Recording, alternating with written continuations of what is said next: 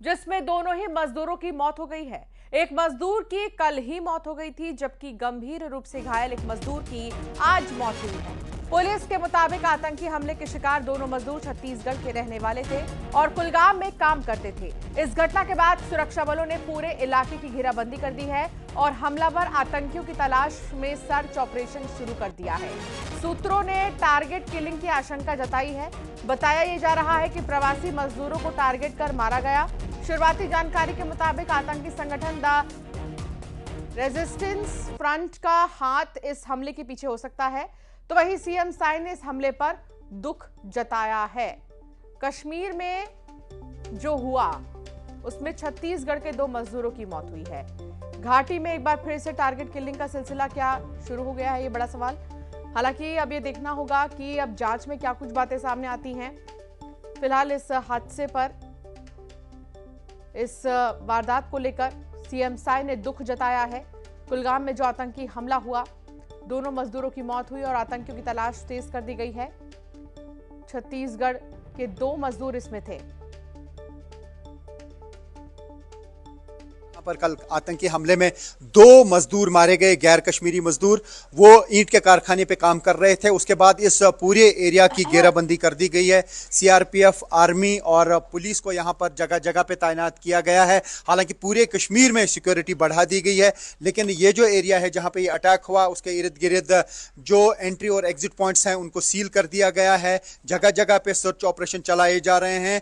और जिस तरीके से कल शाम को यहाँ पे ये आतंकी हमला हुआ, उसमें जो पहले एक मजदूर जो है उसकी मौके पर ही मौत हुई थी। एक और जो था वो बहुत ज़्यादा जख्मी हुआ था, उसे श्रीनगर के हॉस्पिटल शिफ्ट किया गया था, लेकिन आज सुबह उसकी भी मौत हुई। यानी दोनों जो मजदूर थे उनकी मौत हुई है इस अटैक में। और आप देख सकते हैं कि किस तरीके से इस पूरे एरिया में घेराबंदी कर दी गई है। लोगों को यहाँ पे आगे जाने की इजाज़त नहीं दी जा रही है, क्योंकि यहाँ ही इसी एरिया में ईंट का कारखाना है जहाँ पर वो हमला हुआ था। और ये वाला एरिया जो आप देख रहे हैं, यहाँ पे सीआरपीएफ ने इस पूरे एरिया को घेरा हुआ है। और इसी तरीके का हाल जगह जगह पे हाईवे पे भी देखने को मिल रहा है, क्योंकि ये जो केलम का एरिया है ये श्रीनगर जम्मू नेशनल हाईवे के बिल्कुल करीब है। एक तरफ से श्री अमरनाथ जी यात्रा चल रही है और दूसरी तरफ से लगातार एक के बाद एक 2 अटैक 10 दिनों में इस साउथ कश्मीर के इलाके में हुआ।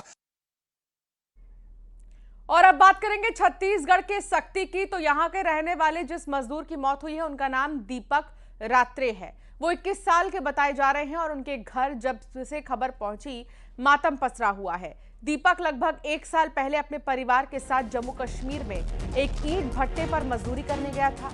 उसके साथ उसकी पत्नी और भाई भी वहीं काम कर रहे थे। दीपक अपने पीछे पत्नी और एक मासूम बच्चे को छोड़ गया। फिलहाल परिवार में मातम है और दीपक अपनी पत्नी और अपने बच्चे के साथ ही वहां रह रहा था। अब सोचिए कि उस मासूम बच्चे का क्या होगा जिसके सर से पिता का साया हट गया है।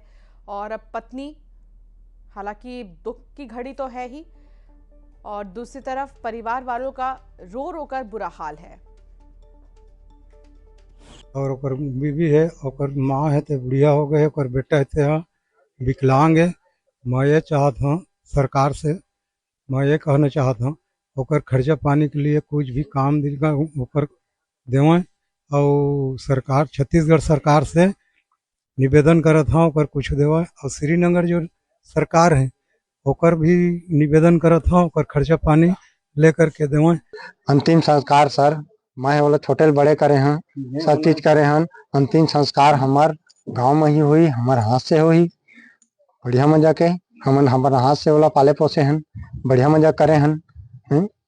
छोटे बड़े करे हैं, लोग का शादी बर सब हो गए, लेकिन हमारे हाथ से ओकर अंतिम संस्कार ओकर यह हुआ, सब चीज है।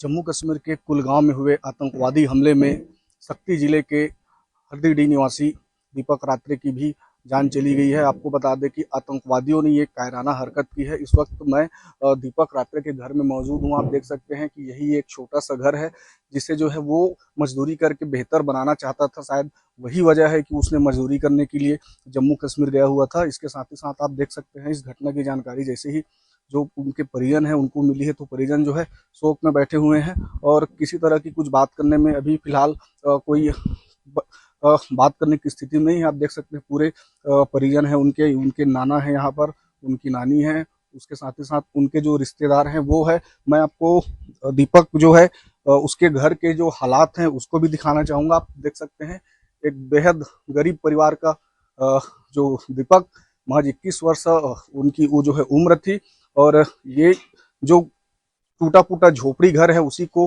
बनवाने के लिए वो मजदूरी करने के लिए गया हुआ था, लेकिन आतंकवादियों द्वारा की गई इस कायराना हमले में उसे जो है अपनी जान गंवानी पड़ी है। घटना के बाद से पूरे परिवार में शोक का माहौल है और जो परिवार है वो मुआवजे की मांग कर रहे हैं। तो जम्मू कश्मीर के कुलगाम में हुए आतंकी हमले ने छत्तीसगढ़ के एक परिवार और परिवार की खुशियां छीन ली हैं। हमले में गंभीर रूप से घायल सारंगढ़ बिलाईगढ़ जिले के छुईहा गांव निवासी 28 वर्षीय भूपेंद्र भैना ने इलाज के दौरान दम तोड़ दिया। रोजी रोटी कमाने कश्मीर गए भूपेंद्र अब अपने पीछे 2 साल के मासूम बेटे, बहन और बुजुर्ग दादी को छोड़ गए। इस दर्दनाक खबर के बाद पूरे गांव में मातम पसरा हुआ है। भूपेन कौन है आपके? मोर भाई, मतलब मोर भैया है। कहाँ गिरीश कमाए खाए? जम्मू। कब की गिरी से? और मतलब 3-4 महीना हो गए। 3-4 महीना हो गए। कौन कौन गिरी से? पति पत्नी। यहाँ कौन कौन रही थे होकर?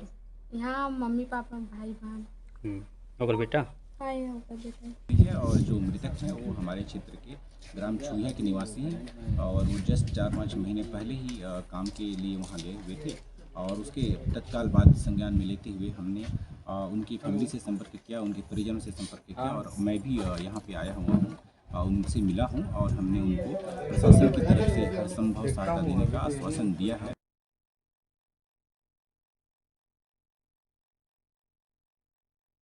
ऐलान सीएम विष्णुदेव साय ने जो है मुआवजे का ऐलान किया है। कुलगाम आतंकी हमले में मारे गए 2 मजदूरों के परिवार को 20-20 लाख रुपए का मुआवजा जो है दिया जाएगा। 20-20 लाख रुपए का ऐलान मुआवजे का किया है सीएम साय ने।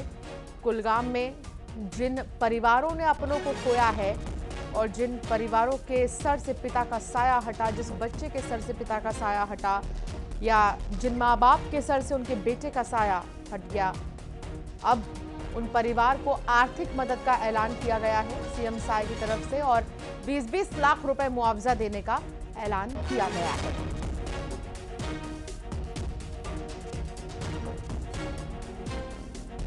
छत्तीसगढ़ के लिए दुखद समाचार है कि दक्षिण कश्मीर के कुलगाम में आतंकवादियों ने 2 हमारे जो प्रवासी श्रमिक थे वहाँ पर काम करने गए थे, उनका आतंकवादियों ने नृशंस हत्या कर दी, जो कि बड़ा पीड़ादायक और हृदय विदारक सूचना है। और इसमें शक्ति जिले से श्री दीपक रात्रे की आतंकवादियों ने हत्या कर दी, और सारंगढ़ बिलाईगढ़ जिले से भूपेंद्र भैना, उसकी भी नृशंस हत्या कर दी, और आतंकवादियों के इस कृत्य की घोर निंदा करते हैं, और ईश्वर से प्रार्थना है कि दोनों दिवंगत आत्मा को अपनी चरणों में स्थान दें और उनके मृत आत्मा को शांति प्रदान करें। और छत्तीसगढ़ की सरकार दोनों मृतक परिवार को 20-20 लाख रुपये की सहायता राशि प्रदान करेगी। और अब बात करेंगे कुलगाम में आतंकी हमले में छत्तीसगढ़ के 2 मजदूरों की मौत पर दीपक बैज का बयान भी आया है। प्रदेश कांग्रेस के अध्यक्ष दीपक बैज का बयान आया और कहा कि कहीं ये साजिश तो नहीं, धर्म पूछकर गोली मारी जा रही है, केंद्र सरकार के खिलाफ माहौल है, ये केंद्र सरकार की नाकामी है। इस तरह की घटना घटती है, ये पहली बार नहीं है। आप देखेंगे पुलवामा की घटना, पहलगांव की घटना और अब कुलगांव की घटना, कहीं ये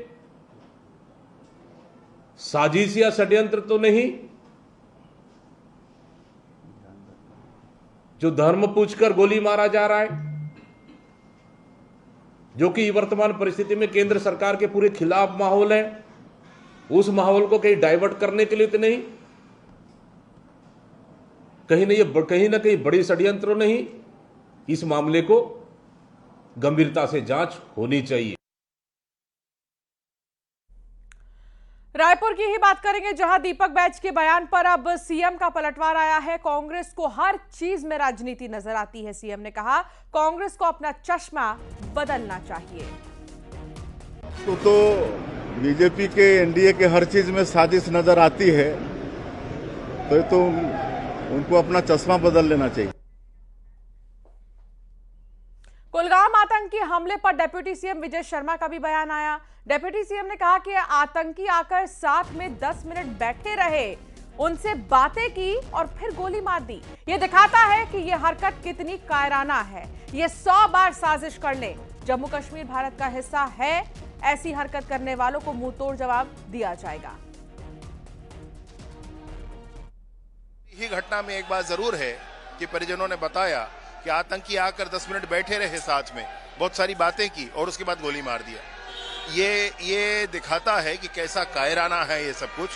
ये 100 बार कुछ कर लें, षड्यंत्र 100 बार कर लें, जम्मू कश्मीर संपूर्ण रूप से भारत का हिस्सा है।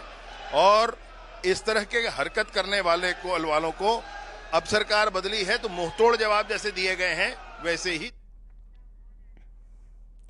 तो मुंहतोड़ जवाब दिया जाएगा, ये विजय शर्मा ने कहा, डिप्टी सीएम ने। और साथ ही मुख्यमंत्री साय ने दुख व्यक्त किया है। आकाश हमारे साथ जुड़ गए हैं, संवाददाता आकाश। जो पीड़ित परिवार है, जो दुखी परिवार है, उनको आर्थिक मदद का ऐलान किया गया है सीएम की तरफ से, और अभी क्या हलचल, अभी क्या माहौल परिवार के बीच?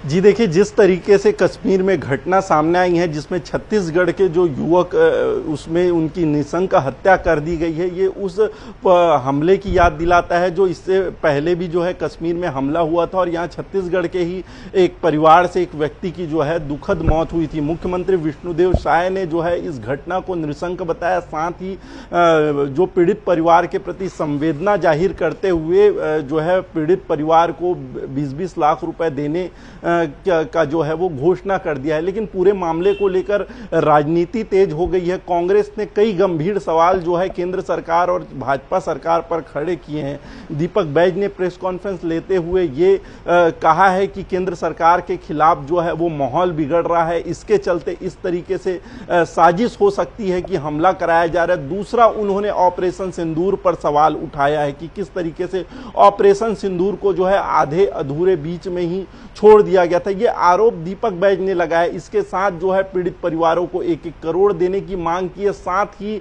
जिस तरीके से छत्तीसगढ़ से दूसरे राज्यों में जो है काम करने के लिए युवा जाते हैं, तो उन्होंने पलायन का मुद्दा उठाते हुए ये कहा कि युवाओं को रोजगार नहीं मिल रहा है, इसके चलते वो बाहर जा रहे हैं। तो तमाम ऐसे आरोप हैं जो दीपक बैज ने लगाए छत्तीसगढ़ सरकार पर और केंद्र सरकार पर। हालांकि मुख्यमंत्री विष्णुदेव साय ने इस पर करारा जवाब दिया है और विष्णुदेव साय ने ये कहा है कि जी राम जी योजना के तहत लोगों को रोजगार दिया जा रहा है, आय बढ़े हैं, कहीं पर रोजगार की कमी नहीं है। यहाँ तक उनके स्किल भी जो है वो डेवलप किए जा रहे हैं, तमाम प्रशिक्षण चलाए जा रहे हैं, तो सरकार की योजना का लाभ भी लोगों को मिल रहा है। लेकिन जिस तरीके से राजनीति खुलकर सामने आ रही है, भाजपा और कांग्रेस के बीच एक नया जो है रूप लेता जा रहा है। जी बिल्कुल आकाश, बहुत शुक्रिया जानकारी साझा करने के लिए। और अब बात करेंगे गरियाबंद की, जहां सरकारी स्कूल में शराब पार्टी का जो